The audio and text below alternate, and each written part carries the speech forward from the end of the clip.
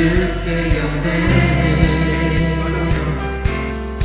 만왕의 왕 되신 예수여 내 안에 일하소서 주의 나라 내게 임할 때 나 외쳐서 보내 하나님의 나라 내 안에 이루소서 주가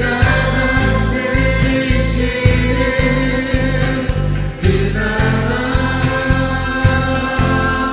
주의 나라 임할 때 모든 두려움 사라져 내 안에 주의 나라 세우시네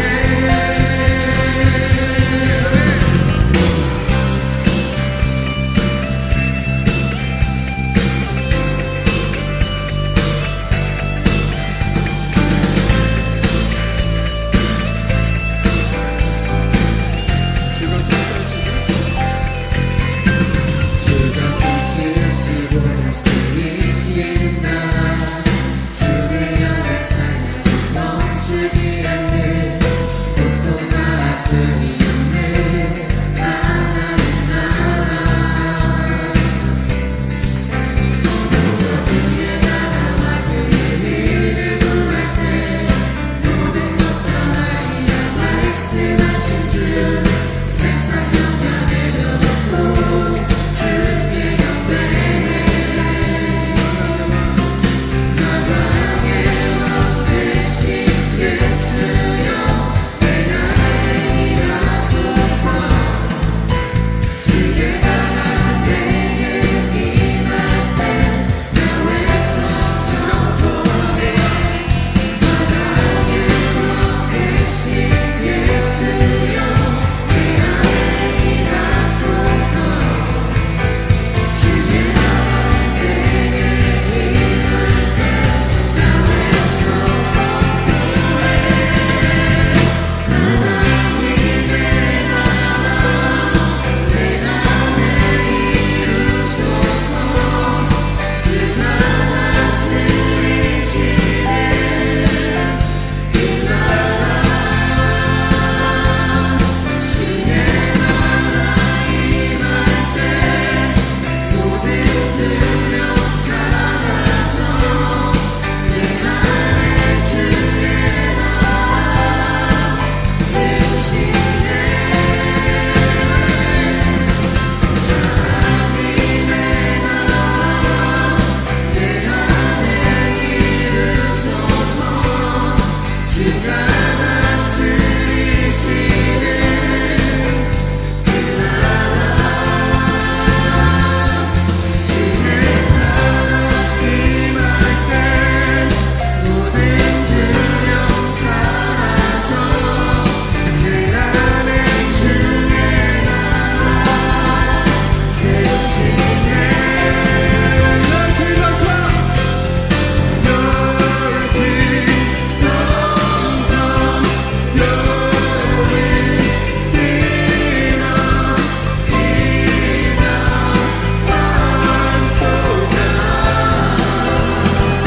Your kingdom come, Your will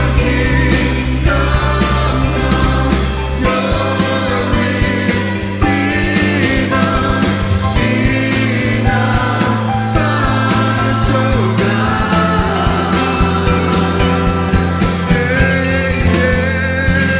이 모든 영광 주님께 올려드립니다. 할렐루야. 우리 더욱더 큰 기쁨으로 찬양하시겠습니다.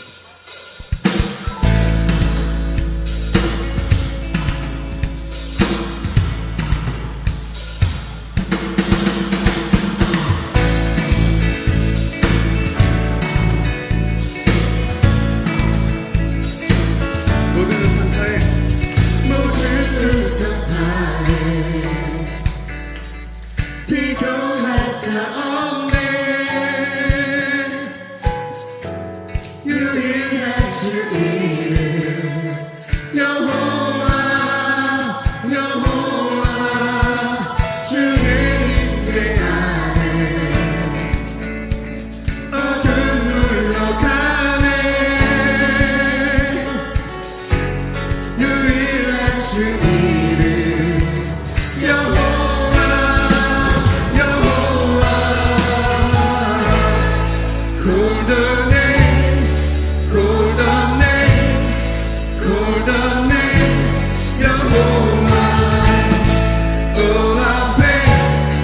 All our praise, all our praise belongs to you.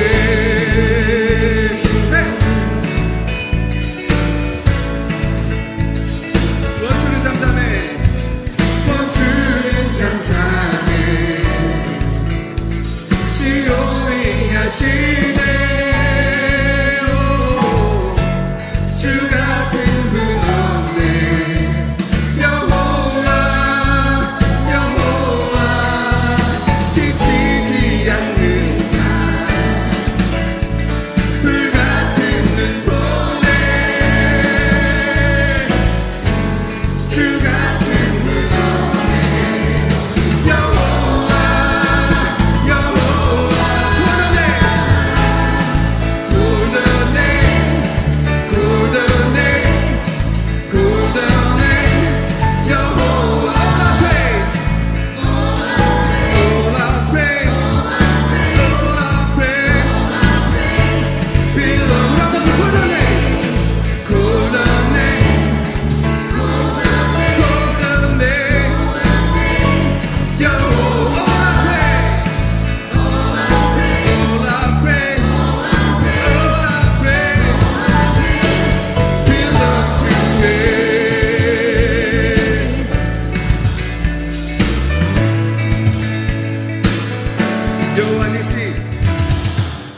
여호와 니시 싸우시네. 여호와 니시 싸우시네. 여호와 니시 싸우시네. 여호와 니시 싸우시네. 여호와 니시 승리의 주. 여호와 일의 공급자. 여호와 라파 치료의 주. 여호와 샬롬 평강의 한번더 여호와 니시 승리의 주. 여호와 일의 공급자. 여호와 라파 치료의 주. 여호와 샬롬 평강의 우리 마지막 한번더 여호와 니시 승리의 주. 여호와 일의 공급자. 아멘. 여호와 라파 치료의 주. 여호와 샬롬 평강의 고단해 고단해 고단해 고단해 여호와 all our praise all our praise belongs to you. 고단해 고단해 고단해 고단해 여호와 all our praise all our praise all our praise 여호와 니시 여호와 니시 승리의 주. 아멘. 여호와 일의 공급자. 여호와 라파 치료의 주. 여호와 샬롬 평강의 여호와 니시 맞아. 여호와 니시 승리의 주. 여호와 일의 공급자. 여호와 라파 치료의 주. 여호와 샬롬 평강의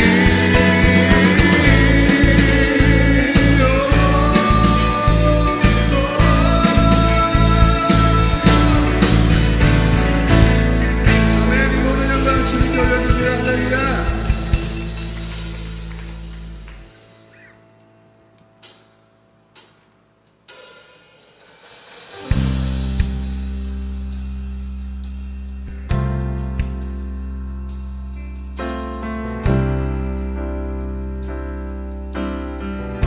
나의 사랑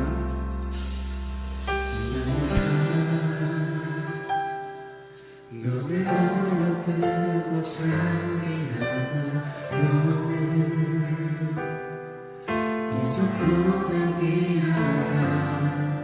내가 사랑스럽지 않을 때 너를 온전히 사랑하고 너와 함께하려 내가 왔노라.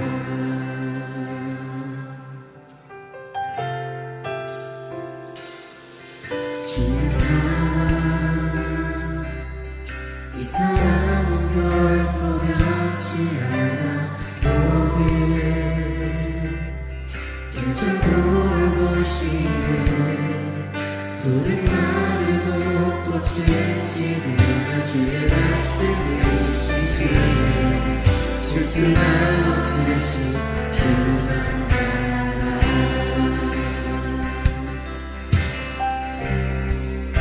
주님의 나라와 뜻이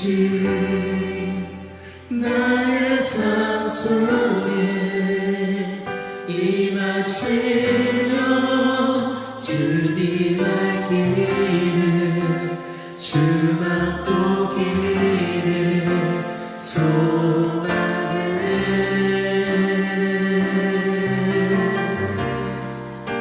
거룩히 살아 힘과 두려움 없는 믿음 주신 나의 하나님 완전한 사랑 찬양해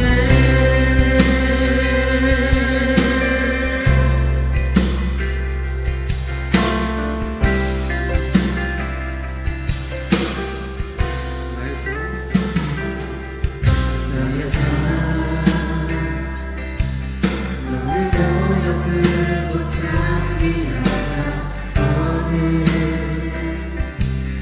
보석도 아니하다 내가 사랑스럽지 않을 때 너를 온전히 사랑하고 너와 함께하며 내가 왕래하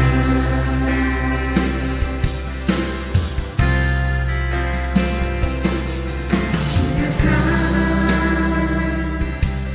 이 사랑은 결코 변치 않아 모든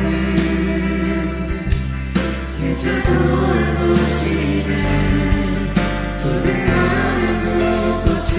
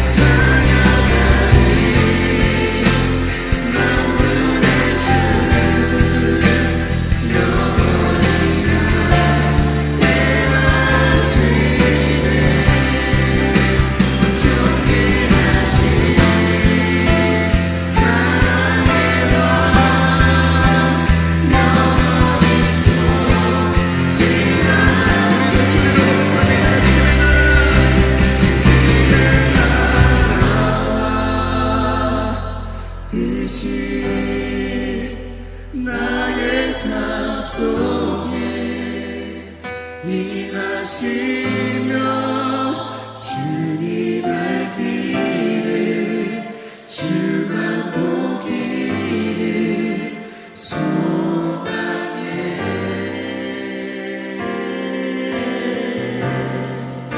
거룩히 살아갈 힘과 두려움 없는 믿음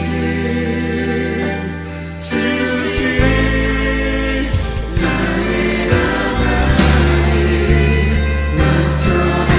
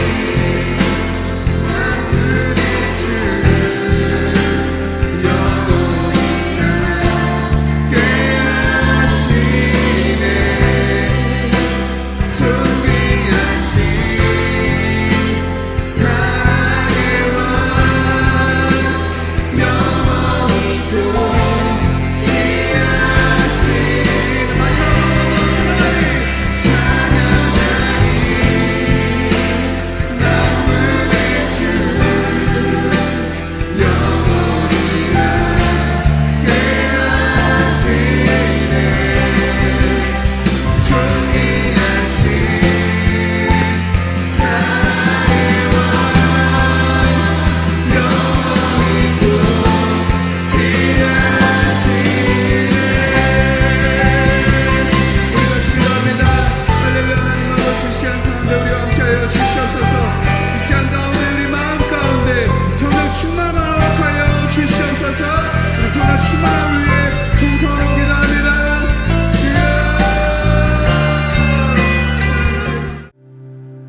기도하시겠습니다.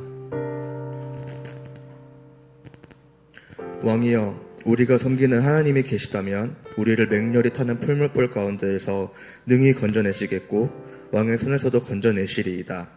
그렇게 하지 아니하실지라도 왕이여, 우리가 왕의 신들을 섬기지도 아니하고 왕이 세우신 금신상에 절하지도 아니할 줄을 아옵소서. 다니엘서 3장 17절 18절 말씀. 아멘. 하나님, 오늘 이렇게 하나님의 성전에 나와 거리낌 없이 하나님의 이름을 부르며 찬양하며 기쁨으로 예배를 드릴 수 있음에 감사합니다. 하나님, 저희는 일주일을 살면서 저희 맘대로 살았습니다. 하나님이 기뻐하시는 뜻에는 관심이 없고 내가 하고 싶은 대로 살며 하나님이 싫어하시는 말과 행동들을 했습니다. 이런 저희를 용서하시고 다시 받아주세요. 예배를 통해 다시 하나님께 나아가 하나님을 뵙고 하나님과 교제하길 원합니다. 하나님, 저희는 하나님께 바라는 게 정말 너무 많습니다. 이거 해달라 저거 해달라 마치 맡겨둔 것을 찾듯이 당연하게 하나님께 요구합니다. 하나님, 저희가 하나님께 바라고 요구하는 것의 절반만큼이라도 하나님의 뜻에 관심을 가지기 바랍니다. 하나님이 나에게 무엇을 바라시는지, 하나님이 나를 통해 무엇을 하고 싶으신지 기도하며 깨닫고 순종하길 바랍니다. 그리고 내가 바라는 것보다 하나님의 뜻대로 행하는 것이 결국 나에게도 가장 좋은 일이며 가장 선한 일임을 알게 해주세요. 그렇게 하나님의 뜻대로 살아가며 저희 인생의 각 분야에 하나님의 주권이, 하나님의 통치가 선포되고 세워지길 바랍니다. 저희의 학업, 진로, 직장, 가정, 돈, 이성교제, 인간관계, 성품 등등 결국 모든 분야에서 하나님께서 통치하시고 그 통치를 받아 누리며 살아가는 저희가 될 수 있도록 도와주세요. 하나님, 이번 주에 여름 수련회가 있습니다. 이번 여름 수련회가 매년 반복하는 연례 행사가 아니라 저희가 하나님을 더욱 알게 되고 청년부가 공동체로서 기쁨으로 연합하는 특별한 기회로 삼아주세요. 그렇게 수련회를 기대하는 마음으로 준비하며 맞이하길 바랍니다. 오늘 드려지는 예배를 위해 기도합니다. 예배의 주인이신 하나님만이 드러나고 높임받는 예배가 되게 하시고 예배를 통해 주시는 기쁨과 감사, 은혜가 차고 넘치게 누려지는 예배가 되길 원합니다. 말씀 전하시는 목사님을 위해 기도합니다. 목사님께서 하나님의 말씀을 대언하실 때 능력으로 함께하여 주시고 저희는 그 말씀을 들을 때 다른 사람이 아닌 나에게 주시는 하나님의 말씀으로 듣길 바랍니다. 그래서 그 말씀이 머리로는 깨달아지고 마음으로는 찔려 아프고 저희 영혼에는 깊게 새겨지게 해주세요. 그렇게 말씀의 능력으로 더욱 예수님을 닮은 모습으로 일주일을 살아가길 원합니다. 언제나 좋으시고 변함없이 선하시며 끝까지 저희를 통해 영광 받으실 하나님께 감사드리며 예수님의 이름으로 기도드립니다. 아멘. 안녕하세요. 저는 청년 A-4 목장 안진희입니다. 저는 사람들과 교제하는 걸 좋아하던 사람이었습니다. 새롭게 알게 된 지인을 통해 하나님의 교회에 다니게 되었습니다.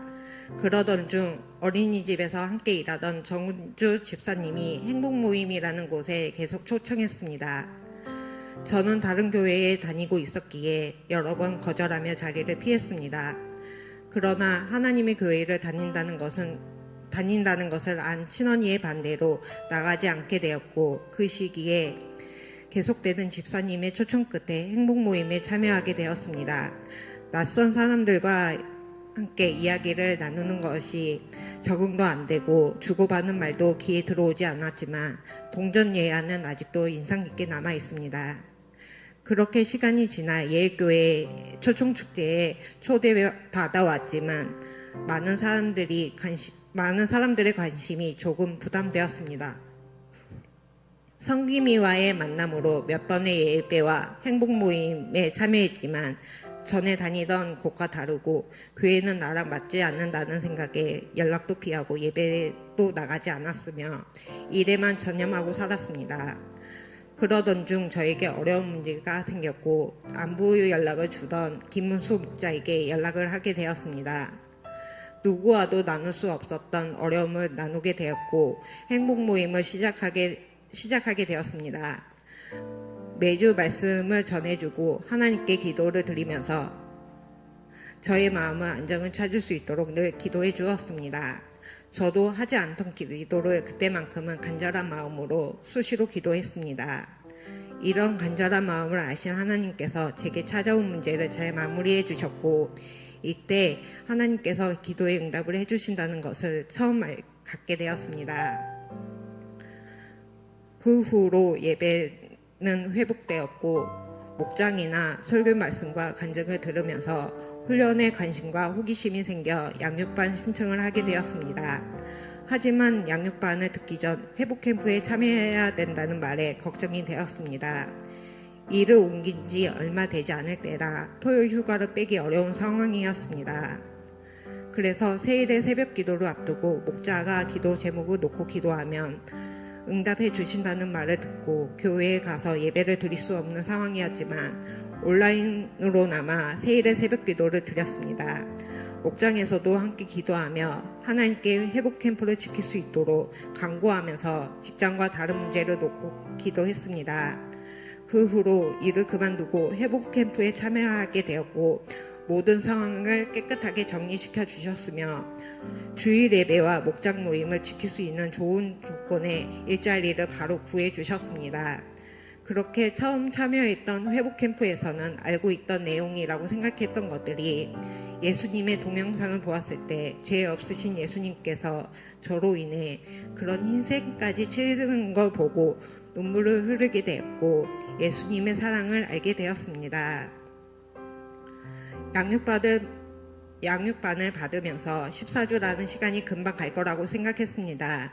하지만 새로운 곳에서 일을 배우면서 훈련받는 것은 체력적으로 너무 고단하고 힘든 일이었습니다.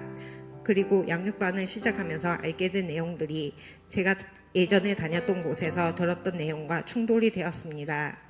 그곳에서는 믿는다고 구원받는 것이 아니라고 했기에 구원받는 것부터 시작해서 양육반의 내용들이 부정적으로 다가오고 머리로는 이해는 되지만 마음으로는 받아들이기가 어려웠습니다.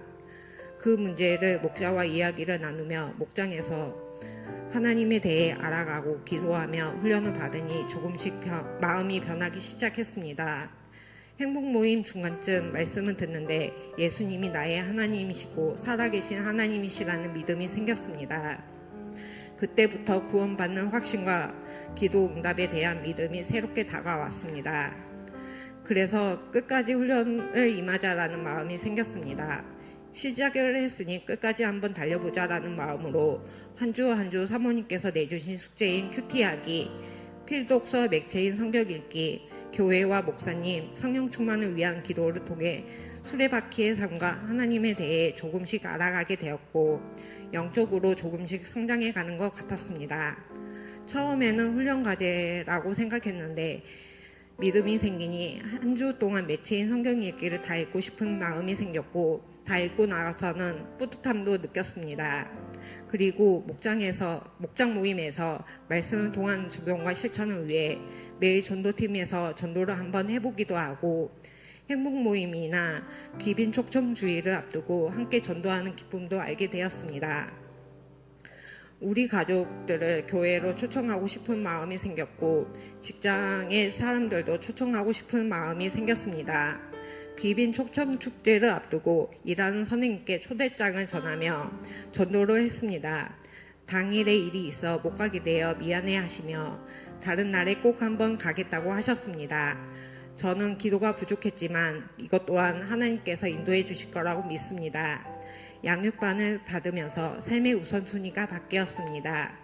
몸이 피곤하지만 주일 예배, 목장 모임이 우선순위로 바뀌었고 제 마음이 조금씩 편안해지는 것을 느꼈습니다. 그리고 지금 어려운 상황이 있지만 이것 또한 하나님께서 더 좋은 곳으로 인도해 주실 거라고 믿습니다. 그리고 행복 모임과 목장 모임을 하면서 두 날개라는 의미의 중요함을 알게 되었습니다. 전에는 예배는 드렸지만 모임이 있다고 하면 일핑계를 대거나 중요한 사람을 만나야 한다며 안 가기를 반복했습니다. 그러나 이제는 모임이 있으며 언제나 참여하여 하나님의 말씀으로 함께 하려는 모습으로 변화되었고 전에는 늘 섬김만 받던 저였지만 이제는 새 식구들이 오면 먼저 섬기고 다가갈 수 있도록 노력하고 있습니다. 아직도 하나님을 믿는 믿음이 연약하고 삶에 주어진 환경도 어렵고 새롭게 직종을 변경해 일을 배우며 적응하는 것에 많은 것이 서툴고 힘들지만 금방 적응해 갈 거라고 믿고 기도하고 있습니다. 그리고 가족들 전도가 더 간절해졌습니다. 이 또한 하나님께서 인도될 거라는 확신한 믿음을 믿고 간절히 기도하고 전도하겠습니다. 지금까지 양육반에서 배운 구원의 확신과 예수님의 희생과 사랑의 은혜와 확신들을 잊지 않겠습니다. 아직은 큐티하기, 성경 읽기 등 수레바퀴 삶과 누군가를 섬긴다는 것이 버겁지만 앞으로 더 성장할 수 있도록 노력하겠습니다. 14주 훈련받는 동안 항상 기도로 함께 해준 목장 식구들께 감사드립니다. 양육 훈련을 통해 말씀으로 깨닫게 해주신 사모님께 감사합니다. 그리고 매주 말씀으로 하나님을 알아가도록 인도해 주신 목사님께 감사드립니다.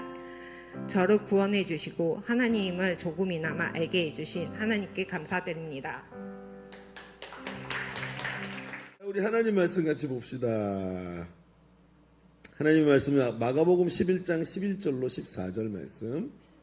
마가복음 11장 11절로 14절 한 절씩 우리 교독합시다. 예수께서 예루살렘에 이르러 성전에 들어가사 모든 것을 둘러보시고 때가 이미 저물매 12 제자를 데리시고 베다니에 나가시니라. 멀리서 잎사귀 있는 한 무화과 나무를 보시고 혹 그 나무에서 무엇이 있을까요? 다가가셨더니 가서 보신즉 잎사귀 외에 아무것도 없더라. 이는 무화과의 때가 아님이라.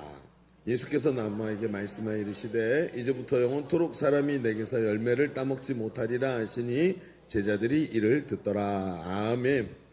여러분, 우리는 인생을 살아가면서 여러 가지 문제를 만나죠. 그리고 그 문제를 풀어내고 해결하면서 인생을 살아가는 거예요. 그래서 저도 지금까지의 삶을 가만히 말씀을 정리하면서 돌아보면 문제가 없었던 적이 단 한 번도 없구나. 항상 문제가 있고 그 문제를 뭔가를 해결하는 것이 내 인생 속에 누구나 다 그렇게 사는구나 하는 생각들을 또 한 번 하게 됐어요. 그러면서 느낀 것이 이런 거죠. 아, 문제는 해결된다. 뭐 어떻게든 여기까지 왔으니까 하나님 하시니까. 그런데 그 중에 어떤 문제는 편하게 평생 안고 가는 문제도 있더라고요. 이런 거 있지. 다리 짧은 문제 뭐 이런 거. 물론 그래 이제 안 웃긴다. 야, 하지 말자. 어쨌든 평생 가져가는 문제들도 있더라는 거예요.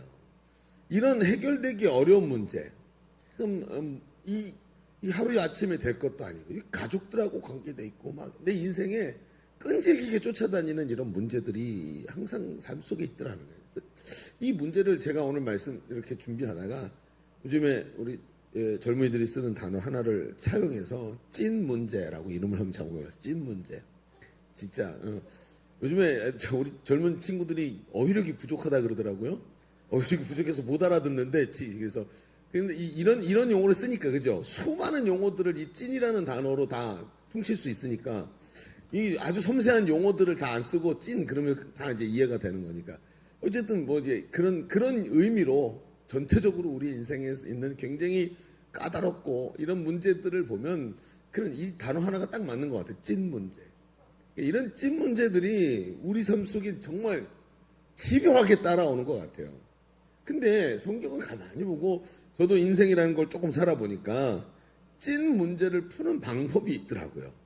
이게 그냥 여태껏 우리가 삶 속에서 늘 뭐 재정 문제는 대출도 쓰고 카드도 쓰고 친구한테 돈도 빌리고 뭐 여러 가지 방법들이 있잖아요. 그런데 찐 문제는요 그런 즉흥적인 방법으로 안 돼요.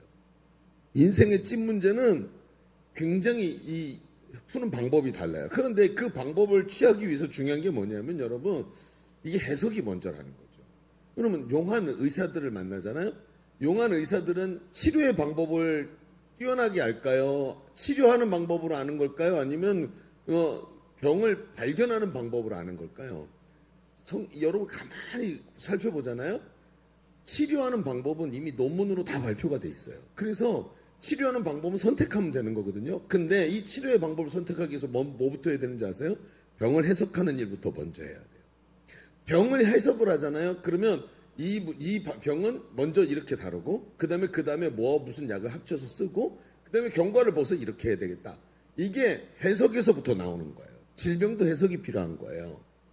그러니까 우리가 찐 문제라는 것을 볼 때 있잖아요. 해결이라는 방법보다 해석이 먼저라는 거죠. 다른 말로 통찰력이 굉장히 중요하다는 거예요.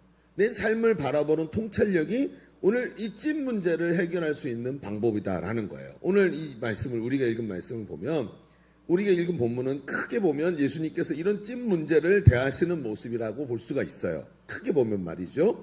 예수님은 예루살렘 성에 입성하시고 그리고는 그날은 이제 뭐 호산나 부르며 나귀 타고 입성하시는데 그날은 옆에 있는 베단이라는 마을에 가서 하루를 묵으시고 그 다음날 성전에 올라가셔요. 근데 올라가시다가 시장하셔서 무화과 나무 열매를 따먹으려고 했지만 때가 안 돼서 얻지 못했어요. 그랬더니 예수님께서 또 급발진해요. 지난주에도 급발진 그렇게 하시더니 이곳에도 급발진을 하시는데 무화과 나무를 저주해 버리시는 거예요. 뒤에 가면 어떤 일이 벌어지죠? 그 무화과 나무가 진짜 말라 죽어 있는 모습이 나오죠. 이상해요. 왜 예수님은 아직도 때가 되지 않은 무화과 나무 열매를 얻으려고 하셨을까요? 아직 때가 아닌 건 다 알고 있을 텐데. 그러면서 그 열매를 얻지 못하고 나선 또 순리에 맞지 않게 그 나무를 저주해 버리셨다는 거죠. 열매를 맺지 못하면 가치 없는 존재라고 말씀하시는 걸까요? 성경에도 너희가 열매를 많이 맺으면 사람들이 내 제자인 줄 알리라 라고 얘기하신 것처럼 예수님은 오직 열매만 성과만 요구하시는 걸까요? 요즘 우리는 말이죠. 우리 삶을 가만히 들여다보면 성취나 성과와는 거리가 먼 시대를 살죠. 어쩌다 이런 시대가 되었는지 모르겠어요. 그렇죠? 완전히 지금 엎친 데 덮치고 덮친 데 엎친 이런 우리가 시대를 살고 있는 것 같아요. 근데 저도 이제 청년 시절에는 물론 처음부터 제가 출가를 하면서 머리 깎고 중 되면서부터 제가 그런 생각은 안 했지만 이것도 안 웃기는구나. 그래서 그런 생각은 아예 버렸지만 제가 젊어서 청년일 때만 해도 사람들은 소망이 많고 꿈이 많았어요. 근데 지금 제가 객관적으로 봐도 우리 시대는 정말 꿈이 어려운 것 같아요. 제일 힘든 게 꿈꾸며 사는 것 같아요. 뭘 해야지? 어떤 삶을 살아야지? 이런 말 자체가 의미 없어 버리는 그런 시대가 된 것 같아요. 근근히 버티기도 어려운 시간들을 보내는 거죠. 그런데 예수님은 열매가 없다고 저주하고 계시니 이 모습은 참 받아들이기가 어려운 것 같아요. 오늘 우리한테는 굉장히 많은 해석이 필요한 것 같아요. 해석. 어떤 해석을 해야 될까? 오늘 말씀을 통해 우리 문제를 향해 다가오고 우리의 문제를 풀어내기를 원하시는 예수님을 좀 만났으면 좋겠어요. 그 방법은 뭐죠? 통찰력을 가지고 예수님이 이 문제를 어떻게 다가오고 계시는지에 대한 해석이 아주 중요한 것 같아요. 자, 그래서 오늘은 말씀을 조금 더 이렇게 객관적이고 좀 이제 해석을 하면서 좀 말씀을 좀 보면서 오늘 우리의 찐 문제를 다루기를 원하시는 예수님을 좀 만나보는 시간이 되기를 바랍니다. 자, 주보를 3면을 펼쳐보세요. 주보 3면을 펼쳐보면 오늘 말씀의 제목은 찐 문제를 다루시는 예수님 이렇게 해놓고 두 가지 얘기만 딱 하고 정리를 좀 해봅시다. 첫 번째, 예수님은 예리하게 문제의 핵심으로 다가서고 계셔요. 첫 번째, 예수님은 아주 예리하게 문제의 핵심으로 다가서고 계신다 하는 얘기를 해볼까요? 예수님 어디로 다가서신다고요? 문제의 핵심을 향해 예리하게 다가서고 계신다. 자, 오늘 이 말씀을 봅시다. 무화과 나무를 저주하신 사건은 본문을 좀 더 넓게 봐야 돼요. 오늘 우리가 11장 11절부터 14절까지를 봤는데 그 내용은 예수님이 저주하는 내용이죠. 근데 15절부터 뭐가 나오냐면 성전에 올라가셔서 성전을 정화하시는 사건을 얘기하죠. 그래서 예수님께서 막 거기서 돈 바꾸고 막 물건 팔고 막 이런 사람들 다 뒤집어 엎어버리고 뭐 이런 장면들이 나와요. 그리고 연이어서 20절부터는 예수님께서 아까 올라가시면서 저주했던 나무가 내려오시면서 보니까 말라 죽어 있는 모습을 다시 성경에 언급해주고 있는 거예요. 그런데 우리는 이걸 보면서 이런 일이 있었구나 하지만 여러분 이제 우리가 수능 시험 볼 때 봤던 그 문학의 장치들 그런 것들을 좀 가지고 본다면 뭐가 뭘까요? 문학적 장치가 있는데 이걸 보고 학자들은 샌드위치 구조라 그래요. 샌드위치. 그러니까 가운데 뭐가 있어요? 가운데 샌드위치 속이 있죠. 그리고 앞뒤에 빵이 있단 말이에요. 이 빵이 왜 있어요? 이 속을 먹고 빵을 같이 눌러갖고 같이 먹기 위해서 있는 건데 요 구조가 딱 그렇대요. 무화과나무 사건이 무화과나무를 저주한 사건과 무화과나무가 마른 사건 사이에다가 성전 제사라는 성전 정화 사건을 집어넣고 샌드위치처럼 감싸고 있어서 정작 원하는 얘기는 뭐냐면 사실은 샌드위치 빵 겉에 있는 이 빵은 뭘 말하는 거예요? 무화과 나무가 죽어있고 저주받은 모습을 말하지만 실제적으로는 그 안에 들어있는 이제 유대인의 종교가 똑같은 상태에 있다는 걸 한꺼번에 말하고 계시는 거예요. 그러면 당시 성전이 어떤 모습이었길래 예수님 이런 말씀하실까요? 당시 유대인들은요, 한 해에 몇 번씩 최소한 3번 정도는 예루살렘에 있는 성전에서 하나님께 제사를 드렸어야 해요. 이건 율법이죠. 율법이 정한 희생 제사를 드려야 돼. 그러다 보니까 제사를 드려야 되니까 그 당시에는 짧든 길든 걸어서 여행을 해야 되는 거죠. 내가 가까운 동네 살아도 최소한 뭐 5시간을 걷든 아니면 아예 다른 도시에 살아갖고 막 3일씩 여행을 하고 아니면 아예 디아스포라 유대인. 그래서 그리스 제국하고 로마 제국에 퍼져 살던 유대인들이 제사를 드리기 위해서 오게 되죠. 근데 올 때 뭐가 필요해요? 하나님께 제사를 해야 되니까 짐승이 필요한 거예요. 예물이 필요한 거예요. 제물을 드려야 되는데 이 제물이 율법으로 어떻게 해야 되냐면 정결해야 되죠. 흠 없어야 된단 말이에요. 그런데 여행을 하고 나면 하나님께 제물로 드리기 합당할 만큼 정결하고 깨끗한 모습이 아니죠. 짐승이 다치기도 하고 문제가 생기고 비리비리해지고 하도 걷다 보니까 살 다 빠지고 그렇죠? 열심히 걸으면 살 빠져요, 여러분. 살 다 빠지고 이렇게 된단 말이죠. 그러니까 성전에서 제물로 쓸 수 없는 이런 상태가 돼버려요. 그러니까 성전에 있던 사람들이 야, 이걸로 어떻게 하나님께 예배를 드리냐. 제사 드리려면 기름지고 정말 깨끗하고 이런 걸로 드려야 되는데 이걸 어떻게 드려. 그러면서 짐승을 바꿔줬어요.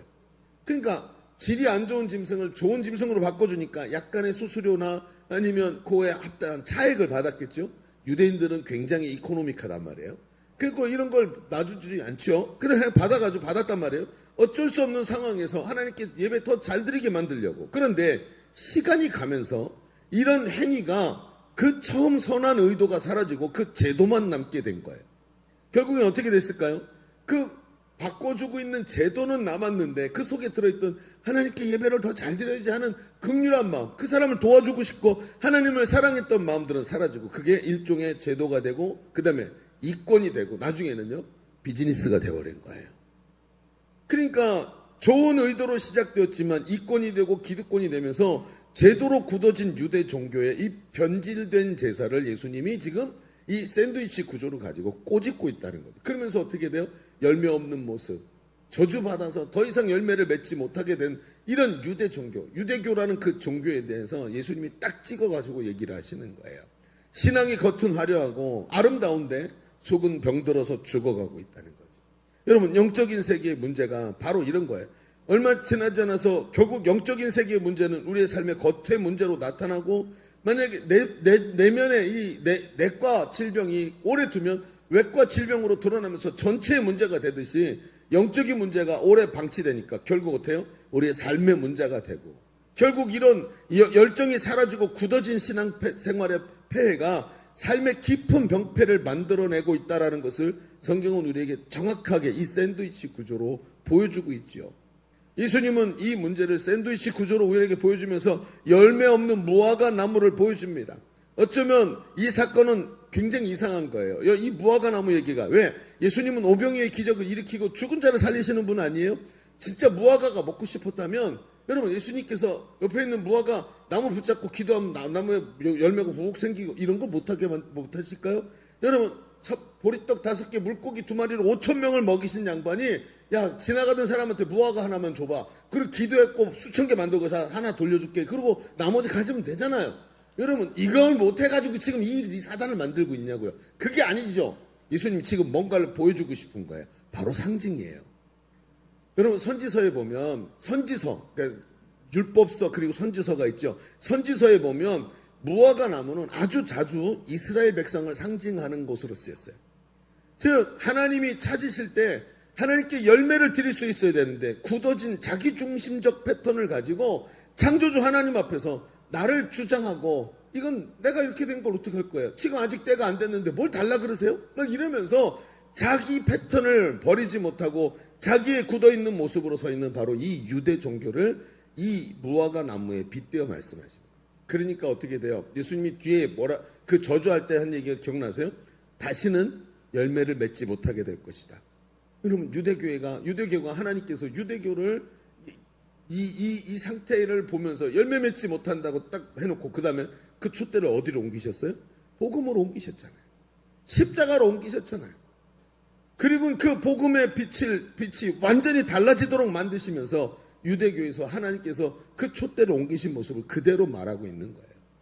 여러분, 예수님이 바라보시는 문제의 핵심이 바로 이거예요. 제도화되어서 굳어버린 마음, 뜨거운 사랑을 잊어버리고 단단하게 굳어버린 제도만 남아있는, 껍데기만 남아있는 내 삶 말이에요. 그럼 저는 있잖아요, 우리 교회는 제자를 양육하는 걸 교회 가장 중요한 모토로 만들어서 지금 하고 있죠. 근데 저도 그 참 짧지 않은 시간 사람을 양육하는 일을 했어요. 지금도 제가 돌이켜보니까 우리 교회, 저를 통해서 양육이 된 사람이 우리 교회 200명이 넘어요. 200명을 제가 양육해요. 근데 그래서 그 예전 출석부를 보면서 이름을 딱 보니까 그 이름에 내가 모르는 이름이 없죠. 제가 다 양육했으니까. 근데 그분들의 변화의 과정을 제가 놀랍게도 다 기억하고 있어요. 이분 양육받을 때 어떻게 됐더라? 이분이 부딪혔던 때가 어디지? 이분이 변화가 안 돼서 막 힘들어하고 막 그러고 맨날 막 와야 되는데 도망쳤던 자리가 어디 있더라? 막 이런 이거 있지. 다 기억나는. 저는 잊지 않아요. 저는 잊지 않아요. 네, 그렇죠. 어떤 사람은 있잖아요. 어떤 사람은 백지전도 할 때 되면 잽싸게 소원가. 목사님 허리가 아파서 그거 하나. 전도가 힘들어. 다 기억나. 전부 다 기억나요, 저는. 그러니까 사람이 보이는 거예요. 나중에는 어떻게 되는지 아세요? 사람이 뱃속이 다 들여다보고 한 일주일쯤 한 대여섯 번쯤 같이 나눔하고 말씀을 쭉 나누잖아요. 이 사람이 다 처음부터 끝까지 다 보여. 나중에는 이제 습관까지 알게 되잖아요. 그러면 이게 참 성령님이 보여주시는 건지 이게 어떻게 양육해야 되는구나 하는 거 싹 보여요. 근데 제가 양육을 하면서 지금까지 느끼는 게 뭐냐면 인생의 가장 큰 문제, 찐 문제를 만들어내는 것은 대부분 어디서 나오냐 하면요. 나만 모르는 내 비밀에서 나와. 역설이죠. 내 비밀이에요. 나한테 있는 비밀인데 나만 몰라. 그런 거 아세요, 여러분? 나만 모르는 내 비밀이 뭘까요? 여러분, 사람들이 내가 이러고 있는 걸 몰라. 근데 누군가 지적하잖아요? 그럼 갑자기 레드 버튼을 눌러서 막 화재 경보가 울리는 것처럼 왜 돌아가요. 사람들이 눈이 팩 돌아버려요. 우리 엄마도 건들지 못했던 그거. 우리 엄마가 그렇게 바꿔주려고 그랬는데 내가 하도 지랄 맞아갖고 나한테 손도 안 대고 너도 너 같은 자식이나 낳아라 했던 그거. 나만 모르는 내 문제가 세상에 굉장히 많죠. 근데 인생의 문제가 다 거기서 나오더라. 셀리더가 저 사람 기도해줘야 되는데 그 문제를 셀리더는 알아. 왜? 옆에서 느끼고 있으니까. 근데 자기는 몰라요. 내가 그러고 있다는 거 몰라. 여러분 사람이요 자기를 보는 눈이 별로 없어요. 그래서 제가 왜 간증을 쓰면 감수하는 줄 아세요? 사실은 제가 감수하는 게 아니고요. 간증이 딱 나오잖아요. 그럼 양육자한테 물어봐요. 이 간증에서 이분이 변화해서 빠진 게 뭐냐? 빠진 거 찾아내라. 그리고 양육자한테 다시 보내요. 그럼 양육자가 양육을 하면서 이분이 이런 변화가 있었는데 기억을 못하네요. 그래서 그 내용을 써주면 다시 그분한테 이런 부분은 어땠냐고 물어보면 아 이거요. 그때 이런 일이 있었어요. 그제서야 기억을 해내. 그러니까 자기가 무슨 일이 있었는지 제일 모르는 사람은 자기 자신이에요. 그러니까 항상 삶 속에서 어떻게 돼요? 셀리더는 저 사람을 위해서 눈물로 기도하고 있지만 나만 모르는 내 비밀 때문에 저 사람이 기도하고 있을 때가 많더라는 거예요. 근데 양육을 하면서 사람이 이게 변해요. 이 부분 굳어져서 전혀 남들 손대지 못하는 자리 예수님이 어떻게 하세요? 예리하게 그곳으로 다 찾아줘. 이 모습이 뭐하고 똑같아요? 지금 변질돼가지고 아무리 얘기해도 바꾸려고 하잖아요. 여러분 예수님께서 이렇게 해가지고 성전을 뒤집어 엎어버리시죠. 심지어 어떻게 해요? 다른 성경에 보니까 채찍을 들고 상을 둘러 엎어버리셨대요. 다 쳐버렸었대요. 그랬더니 이 사람들이 오늘 우리 성경 읽으면서 밑에 보면 뭐라고 써있는지 아세요? 제사장들과 여러분 이 바리새인들이 어떻게 예수를 죽일까 하고 모의하기 시작했대요. 여러분 셀리더 여러분 조심해야 돼요. 저 사람만 모르는 저 사람의 비밀을 말해줄 때 잘못 말하면 나를 죽이려고 이제 계획을 세울 거예요. 사람이 이래요. 굳어버려가지고. 양육의 핵심이 이거예요. 양육을 하잖아요. 제자대학에서 양육을 하면 일주일에 한 번씩 계속 만나고 말씀의 은혜를 나누고 하면서 자기가 깨닫기 시작해요. 아 이게 내 비밀이었구나. 이것 때문에 내 삶에 계속 문제가 생겼구나. 어떤 분들은 나눔을 하면서 펑펑 울어요. 이것 때문에 우리 엄마도 너무 상처를 받았고 이것 때문에 내 삶이 어떻게 막혀 있었는데 제가 오늘에야 이걸 발견했다고 얘기하면서 울어요. 사람들이. 그 굳어있는 마음 때문에 변화되지 않고 이것에서부터 나오는 수많은 문제들이 한 작은 구멍을 막듯이 막으니까 그게 계속 꺾어지는 거예요. 여러분 그거 아시죠? 순간의 선택이 10년을 좌우합니다. 어디에요? 배우 이코노 칼라 텔레비전. 순간의 선택이 10년을 좌우한다. 옛날에 그 나왔던 광고 카피예요. 삼성전자인가 대우전자인가. 근데 그 말이 진리 아니에요? 여러분 한 번 있잖아요. 인생이요. 제가 어떻게 살아보니까 사람들이 넘어질 때 인생이 인생 진짜 전문용어로 조졌다라고 생각하는 순간이 올 때 있죠. 그때 언제인 줄 아세요? 내 인생에서 가장 중요한 부분에서 선택 3번만 잘못하면 훅 가요. 인생이. 결혼 선택 잘못하죠. 그죠? 직업 선택 잘못하고요. 이런 선택 3번만 딱 잘못하면 인생이 훅 가요. 그리고 밑에다 조졌다라고 써요. 이 생망, 이번 생은 망했다. 여러분 웃으면서 하는 얘기 같죠? 그렇죠? 근데 그 나만 모르는 내 비밀 때문에 이래요. 선택이 개판 나는 거예요. 나중에 가서. 그렇게 우리 아버지가 예수 안 믿어갖고 엄마가 매일 예수 믿는 사람 결혼해라 하는데 그렇게 예수 안 믿는 사람 만나 내가. 희한한 일이에요. 희한한 일. 어떻게 이러고 있나. 선택 3번만 딱 잘못하면 막 가더라니까요. 사람이. 왜? 나만 모르는 내 비밀 때문에. 주님이 그거 잡아주시려고 예리하게 다가가는데 그 예리하게 다가가는 걸 딱 보더니 뭐라 그래요? 어떻게 예수를 죽일까 작당하기 시작했다는 거예요. 여러분 오늘도 저 앞에 우리 앉은 자매니 간증이 참 귀하죠. 간증을 들으면서 여러분 어떤 마음을 받았나요? 나도 저런 뜨거운 만남이 있었는데 난 처음 양육받을 때 저렇게 좋았었는데 여러분 이걸 보고 우리는 뭐라고 부르는지 아세요? 2글자로 도전이라 그래요. 도전. 하나님이 저 간증을 통해서 나를 부르세요. 얘야 너는 어떠니? 나를 너는 어떠니? 하면서 오늘도 우리를 이렇게 만나고 싶다고 주님이 뜨겁게 우리를 향해서 콜 사인을 부르시는 거예요. 계속해서 부르시는 거예요. 뜨거운 열정으로 하나님을 사랑하는 모습으로 나오라고 하나님 우리를 부르시지 않습니까? 예수님은 예리하게 문제의 핵심을 향해 다가가는 거예요. 그러면서 우리를 향해서 그 굳어있는 마음 깨뜨리고 주님께 나오라고 얘기하시는 거예요.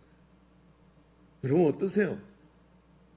주님이 주셨던 그 뜨겁고 하나님의 사랑에 막 감동하던 그 마음들 어디 갔어요? 왜 그런 마음들을 다 잊어버리고 오늘도 하나님 앞에 서지 못하고 이런저런 문제들에 사로잡혀가고 있을까요? 오늘도 여러분 이 말씀으로 예수님이 남들 손대지 못했던 곳까지 예리하게 들어오고 계시는 걸 보세요. 마치 한약방에서 침 맞을 때 그 얇은 침이 근육을 뚫고 훅 들어오는 것처럼 주님이 쑥 들어와서 우리의 예리한 부분들을 예리하게 만드시는 걸 보라고요. 예수님은 우리의 문제 핵심으로 다가오세요. 이제 열쇠는 우리 손에 있어요. 나의 반응이 제일 중요해요. 주님이 열매를 찾으시는데 열매를 대어 드릴 수 없는 굳어진 모습, 나 자신만을 주장하는 그런 모습으로 주님 앞에 설 것인가? 굳어진 신앙 습관, 올바르지 못한 것들을 그대로 오늘 가지고 그대로 나 자신만을 주장하면서 계속 이대로 갈 건가? 아니면 굳은 마음을 깨뜨리고 도전을 받아들일 것인가? 이게 오늘 우리에게 아주 중요한 이야기입니다. 변해야겠다고 생각하면 모든 게 달라질 줄로 믿습니다. 이런 마음을 가지기를 바라요. 자, 우리 첫 번째 얘기 좀 정리해 봅시다. 우린 지금까지 우리가 느끼는 문제에 대한 얘기를 했어요. 예수님은 이 찐 문제, 유대인들의 문제의 핵심인 성전 제사로 문제로 주님이 다가가셨어요. 그리고 정확하게 그 문제를 지적하셨죠. 본질적 사랑을 잊어버리고 외형만 남은 굳은 마음을 깨뜨리고 도전을 받아들이라고 말씀하고 계시는 거예요. 이게 오늘 이 샌드위치 구조를 통해서 하나님께서 우리를 향해 다가오고 계시는 이야기입니다. 그런데 여러분 이런 이야기를 딱 하면 아멘이 나오죠. 근데 이런 영적 도전을 앞에 봤는데 이 도전을 대하는 우리의 습관이 하나가 있어요. 영적 도전이 올 때 그 영적 도전을 대하는 우리의 습관, 그게 뭔가요? 그게 이런 게 있어요. 예를 들어서 여러분 부자 청년, 부자 관원 청년의 비유에 보면은 예수님께서 부자가 천국에 가는 건 낙타가 바늘기로 가는 것보다 어렵다 이렇게 얘기를 하시니까 예수님 그럼 누가 할 수 있나요? 그랬더니 거기 예수님 뭐라 그러세요? 사람으로는 할 수 없을 때 하나님으로는 다 할 수 있다. 그렇죠? 그러니까 이런 얘기를 들을 때마다 그런 하나님이 하시겠지. 응? 하나님이 하시니까 오늘 나는 하나님의 말씀을 들었으니까 이제 알아들었으니까 하고 생각을 해요. 그러면서 뭐라고 생각할까요? 오히려 하나님이 하시고 하나님이 공감해 주시고 하나님이 위로해 주시기를 바라요. 사람 그렇죠? 저도 위로받고 싶고요. 저도 위로해 주시는 분이 필요한 거예요. 여러분 절 좀 위로해 주세요. 내가 만약 외로울 때면 누가 날 위로해 줄까? 오늘 안진희 자매님 간증 들으면서 저는 위로 많이 받았어요. 진짜 요즘에 그런 거 너무 설교 준비하기가 싫은 거야. 평생 이러긴 처음이네. 아 설교 준비하는데 하기 싫어갖고 피비 꼬고 막 힘 생. 그래서 요즘에 많이 이렇게 번아웃이라는 증상을 향해 가고 있는 것 같아요. 그래서 하나님 저는 왜 이렇게 힘들까요? 막 그러고 있는데 오늘 간증 같은 걸 듣잖아요. 저희 힘이 나요. 위로가 돼요. 근데 사람들이 이런 생각을 하는 거예요. 하나님이 하시겠지. 나는 오늘 위로가 필요해. 이렇게 생각을 한다는 거예요. 그러면서 어떻게 해요? 그 영적 도전을 이런 마음으로 대하는 거예요. 여러분 한번 생각해 보세요. 맞는 말이에요. 하나님이 하셔야 되고 오늘 우리에게 위로가 필요해요. 그런데 한번 앞에 얘기했던 그 부자 청년 관원 생각해 봅시다. 예수님 뭐라 그랬죠?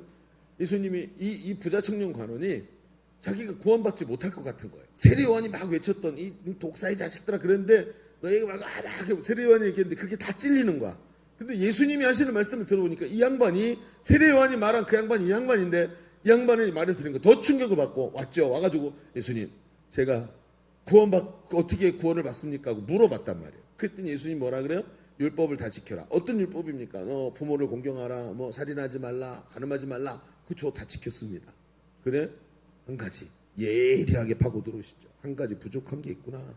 그게 뭐예요?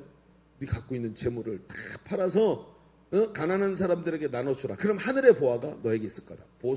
보화를 바꾸라는 거죠. 그리고 와서 나를 따르라 했는데 이 젊은이가 어떻게 했어요? 그때부터 재산이 많아갖고 근심하며 돌아갔대요. 자, 근심하며 돌아가서 다시는 오지 않았어요. 생각해 봅시다. 이 부자 청년 관원에게 그렇죠? 하나님이 하실 거야. 너는 위로를 받아야 돼. 위로해주면 이 문제 해결될까요?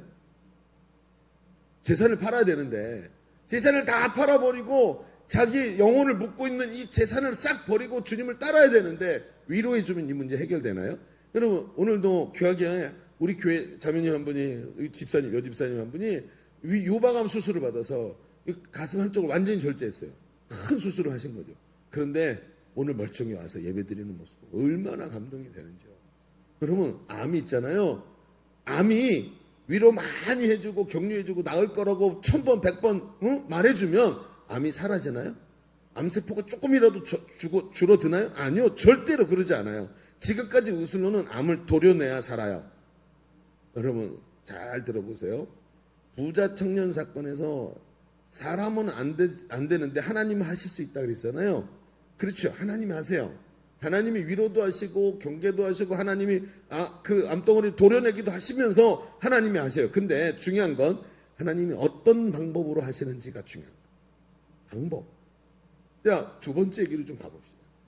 앞에 도전을 받아들이라고 얘기했어요. 그런데 우리가 그 도전을, 영적 도전을 받아들일 때 하나님이 어떻게 일하시는지 방법을 좀 알아야 된다. 둘째, 문제를 해결하시는 주님은 우리가 생각하는 위로를 넘어서서 변화를 말씀하고 계세요. 변화. 여러분 무슨 얘기인지 아시겠죠? 변화. 여러분 이 두 글자는요, 생각보다 힘든 거예요. 굉장히 힘든 거예요. 제가 여태껏 살면서 제일 힘든 게 뭐냐? 변화구나, 변화. 이 변화라는 게 이렇게 힘들구나 하고 생각이 들 때가 너무 많아요. 근데 변화 얘기를 해봅시다. 마가복음 11장 15절에서 16절. 우리가 안 읽은 장면이에요. 곧 뒷장면인데 보면 예수님께서 성전 정화 작업을 하시는 여기 특이한 표현들이 세 가지가 나와요. 한번 들어볼까요?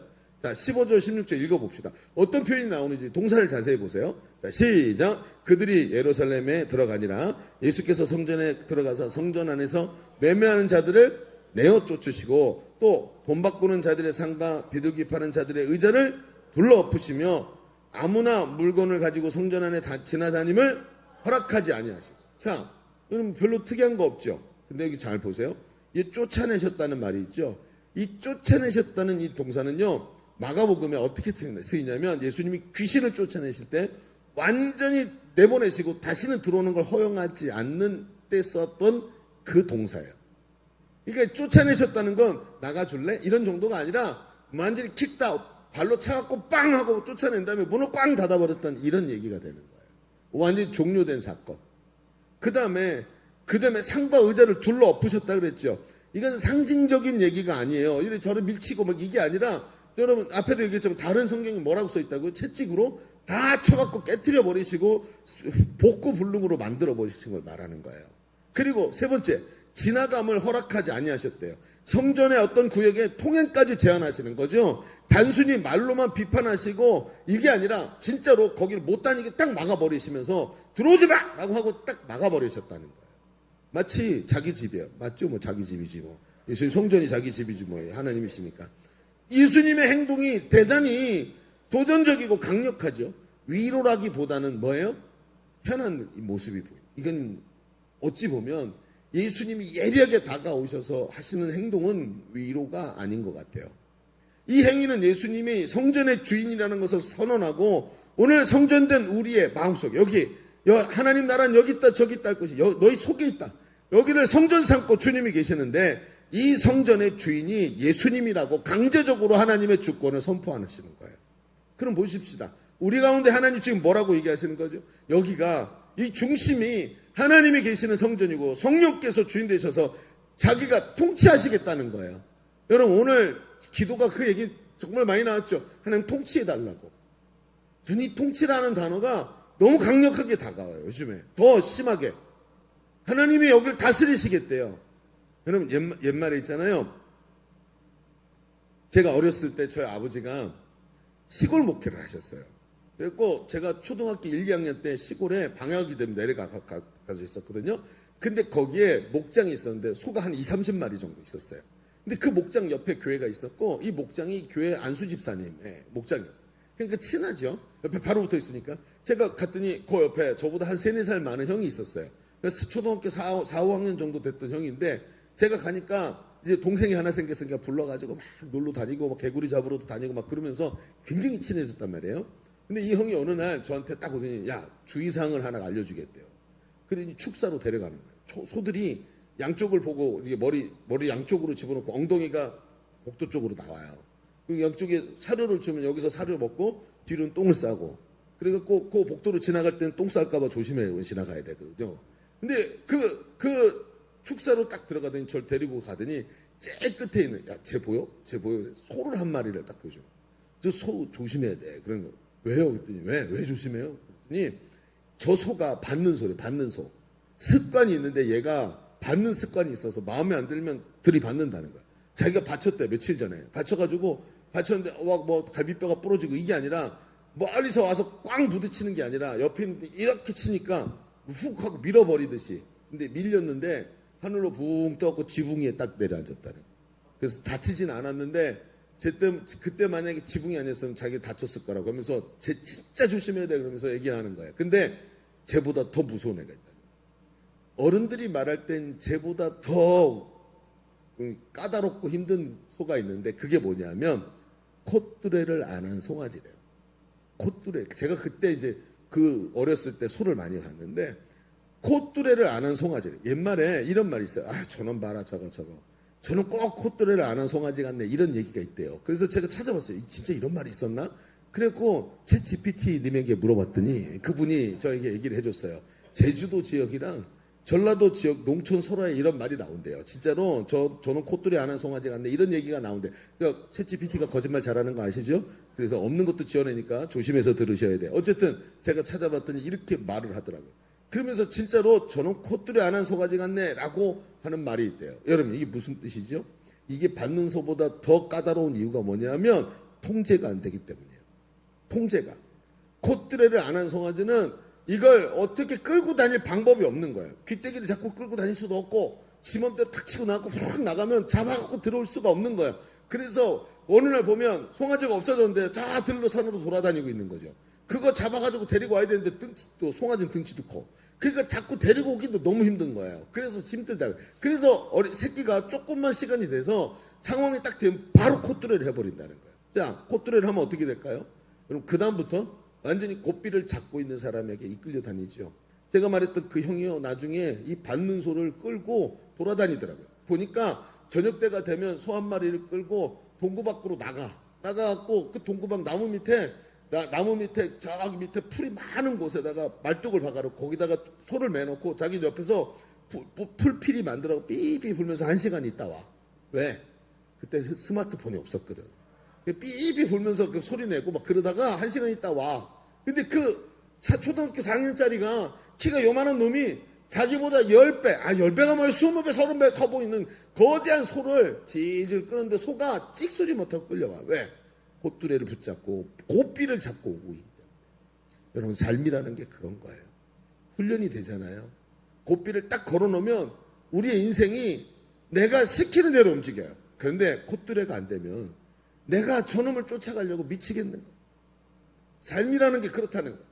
삶이라는 게 콧뚜레를 안 한 송아지가 되나가지고 콧뚜레를 안 했기 때문에 삶이 이끄는 대로 살아. 너 내 말 안 들어? 너 연봉 없어.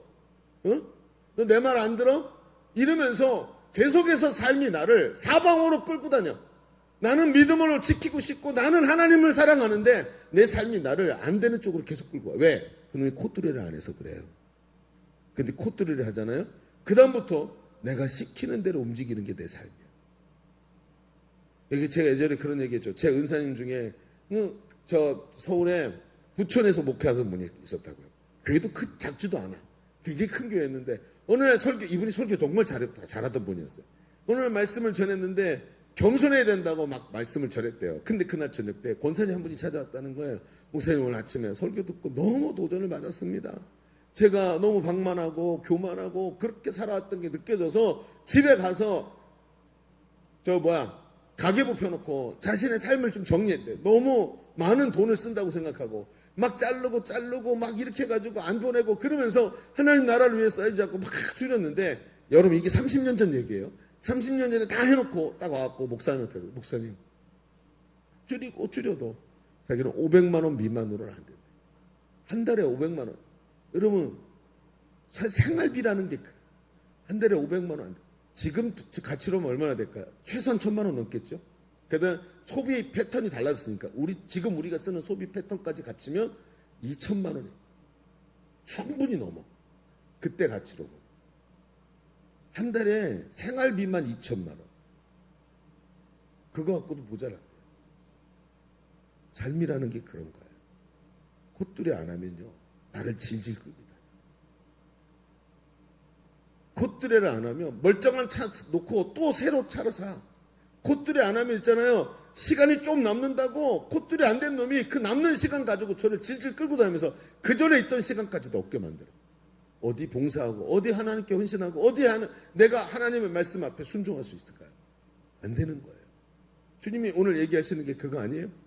정말 예수님께서 강하고 정말 강력하게 상을 뒤집어 엎어버리시고 그러면서 주님께서 강제적으로 삶을 콧뚜레 가지고 끌고 가야 된다고 주님이 지금 이야기하시는 거 아니냔 말이에요. 여러분, 힘든 일이 있을 때 우리는 위로가 필요하다 그래요. 그런데 진짜 원인이 정리되지 않은 위로가 어떤 의미가 있을까요? 위로와 공감은요, 마중물이에요. 마중물. 위로라 해서 마음이 열리고 위로를 해서 용기가 생겨요. 그런데 그 위로로 주신 마중물을 벌컥벌컥 마시면서 거기서 만족하고 있으면 그 다음엔 아무 일도 안 일어나요. 근데 위로와 공감을 주실 때 하나님 주신 은혜를 받고는요, 뭐 해야 되죠? 그 다음부터 마음을 정해야 돼요. 콧뚜레를 해야 되는 거예요. 콧뚜레가 정확히 되면 내가 곱비를 붙잡고 내 인생을 하나님이 원하시는 삶으로 이끌고 다니면서 하나님 주시는 축복으로 채워가는 인생이 되는 것입니다. 여러분, 그럼 생각해 보세요. 진짜는 나의 변화에서 시작되는 거예요.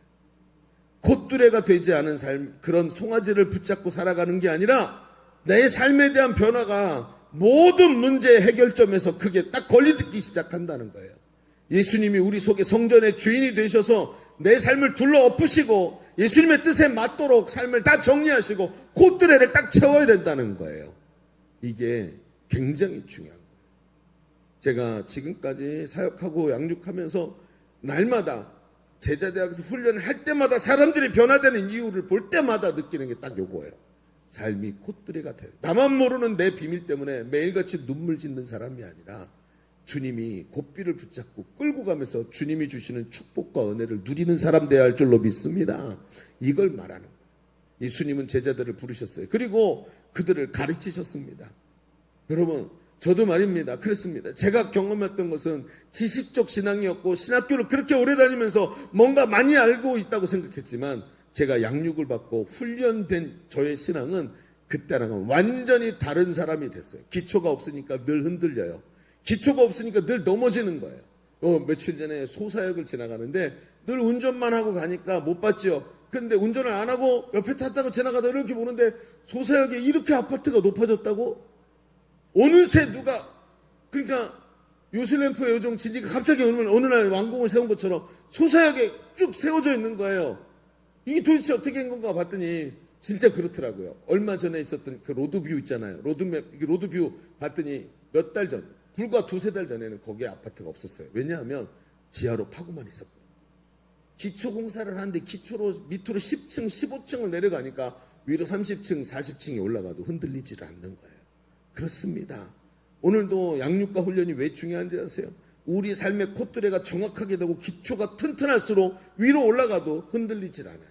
하나님이 뭘 부어주어도 그걸 가지고 올라갈수록 교만해져서 막 흔들리고, 조금 더 재정을 주면 재정 주셨다고 내 돈 있다고 흔들리기 시작하고. 여러분, 하나님이 뭘 도대체 사람한테 맡길 수 있겠어요? 아니요. 밑에가 기초가 튼튼하면, 기초가 튼튼하고 콧뚜레가 제대로 돼 있으면 그 성장할수록 더 올릴수록 견고하고 아름답게 올라가게 되지 않겠습니까? 여러분, 양육과 훈련으로 든든히 다지는 것이 너무나 중요합니다. 예수님이 둘러 엎으시도록 내 마음을 내놔야 됩니다. 우리 속에 가치관이 변해야 됩니다. 이것이 위로의 시작입니다. 이것으로 인해서 위로가 시작됩니다. 그리고 삶이 가면 갈수록 더 튼튼해지니까 더 이상 위로가 필요하지 않은 사람이 됩니다. 위로 없어도 더 힘있게 달려가고, 위로 없어도 하나님의 능력으로 승리하고, 그리고 자아를 무너뜨리고 하나님이 주신 새롭게 주시는 은혜로 오늘도 삶을 승리하고 나가는 하나님의 사람이 되는 거예요. 자, 오늘 우리는 이제 말씀을 정리합시다. 시작하면서 우리 찐 문제를 해결하는 주님에 대해서 얘기했어요. 주님은 분명히 우리의 삶에 아주 날카로운 방식으로 와서 우리의 굳어있는 심령을 만지셔요. 그런데 그분의 방법은 위로나 공감을 뛰어넘어서 하나님은 우리에게 가치관의 변화를 요구하십니다. 변화. 겉뚜레가 된 우리의 인생. 그냥 망아지같이 송아지같이 돌아다니는 그런 내 삶이 아니라 하나님 앞에서 견고하게 세워진 이 기초를 가지기 시작할 때 그 속에서 하나님께서 나만 모르는 내 비밀이 완전히 사라지게 만드시고 견고하게 올라가는 인생으로 세워가실 줄로 믿습니다. 자, 오늘 우리 이 말씀을 붙잡고 좀 찬양을 한 곡을 좀 불러보려고 그래요. 사람들의 말을 듣지 말아라. 하나님은 아직도 너에게서 열어주세요. 시선을 떼지 않았다. 세상에서 답을 찾지 말아라.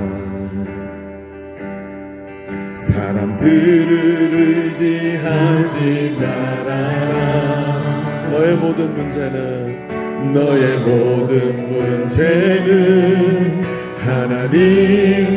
하나님만이 해결할 수가 있다. 기도를 쉬지 마라. 기도를 쉬지 마라. 찬양을 멈추지 마라. 하나님이 너를 주목하고 있다. 예배에 집중하라. 예배에 집중하라. 말씀을 붙잡아라. 하나님을 만나면 끝난 것이다. 자, 처음부터 합시다. 모든 것이 끝났다고. 모든 것이 끝났다고 말하는 사람들의 말을 듣지 말아라. 하나님은 아직도 너에게서 시선을 떼지 않았다. 세상에서 답을 찾지 마라. 사람들을 의지하지 말아라. 너의 모든 문제는 하나님만이 해결할 수가 있다. 기도를 쉬지 마라. 기도를 쉬지 마라. 찬양을 멈추지 마라. 하나님이 너를 주목하고 있다. 예배에 집중하라. 말씀을 붙잡아라. 하나님을 만나면 끝난 것이. 가는 길 멈추지 마라. 가는 길 멈추지 마라. 뒤를 돌아보지 마라. 하나님이 너를 주목하고 있다. 의심을 하지 마라. 절대 포기하지 마라. 하나님을 믿으면 끝난 것이다. 아멘. 우리 시작 기도하겠습니다. 하나님, 오늘 하나님께서 말씀하시는 대로 하나님만 붙잡고 가게 되기를 원합니다. 하나님, 나만 모르는 내 비밀 때문에 늘 쓰러지고 넘어지는 사람이 아니라 오늘 주의 말씀 붙잡고 하나님께서 오늘 우리를 양육과 훈련으로 몰아넣으셔서 우리를 하나님 앞에 기초가 튼튼히 세워진 사람으로 아주 견고하게 변화되기를 원하시는 주님의 음성을 듣고 주님께 맡겨드리며 나가게 하여 주옵소서. 우리 주님의 시고 기도합니다. 주여 할렐루야. 아버지 하나님 주님 역사하시기 원합니다. 성령님 인도하소서. 오늘도 하나님께서 역사하신 줄로 믿습니다. 주의 음성 듣고 민감하게 반응하며 하나님 앞에서 온전히 달려가는 우리의 삶이 되게 하여 주옵소서. 하나님 역사하시기를 간절히 원합니다. 하나님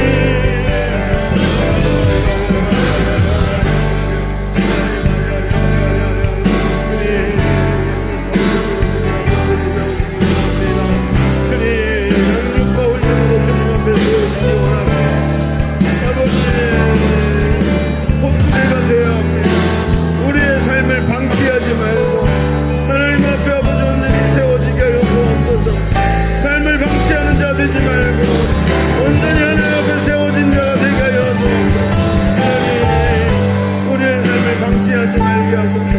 온전히 아버지 하나님 주님 역사여 주옵소서. 방치하지 말고 하나님 주님 도와주시고 할렐루야.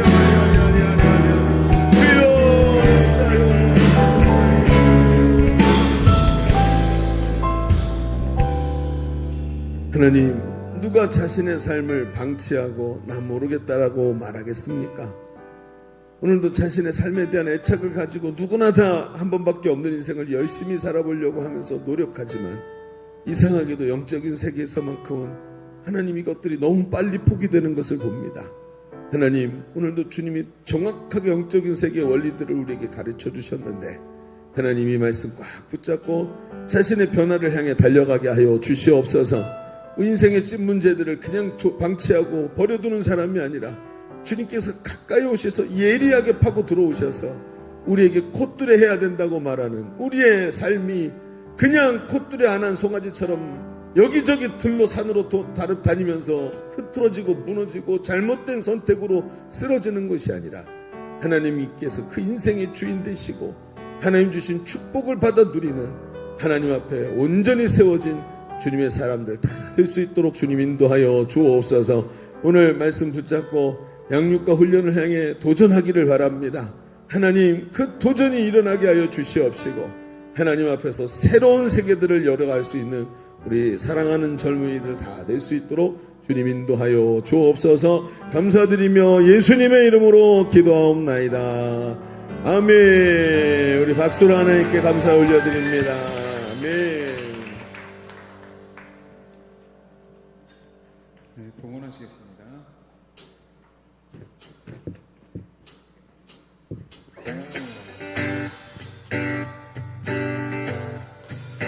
내 영혼은 주의 길에 비춰주시네. 내 영혼은